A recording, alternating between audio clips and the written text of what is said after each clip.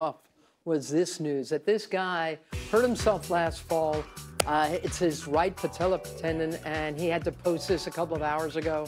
Recovering is going great, but he can't. He's going to have to skip this whole part of the hardcore season. And he's one of those guys that you just love to watch, even if you're competing against him. He's such a favorite amongst the locker room as well as the fans. So it's a tough loss to not have him be able to start the year again with all the injuries he's had. He had such a fabulous 2018, and it would have been nice to see him kind of capitalize on that momentum. James, this injury didn't look too bad when it happened in Shanghai. No, and it's one of those freak injuries, unfortunately. It's one thing when you've got a pulled hamstring or something that's normal, but it's just a lot of weight. He's 6'6". He's a bigger guy, and that all that weight coming down right on the kneecap.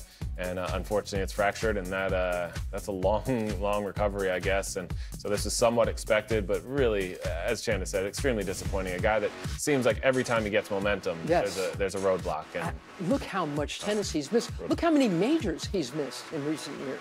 14 out of 35. I was told there'd be no math, but that sounds like more than a third of the majors played since his win in 2009. And that's so rough to not get the opportunity. He is a guy, as Chanda said, that's so fun to watch, so fun to play against. I loved any time I played against him, win or lose. And either way, he'd get to the net with a smile on his face and congratulatory, friendly, happy as can be for you when you win, and just as nice as can be, gracious as a champion. Well, I think the good story, though, was this past year, 2018. We're almost out of it. But, the fact that with all of those injuries, all of those missed tournaments, he still got to a career high after all of that. So that's he's had to work so hard. It's mostly been his wrist that's kept him off the tour. Yeah.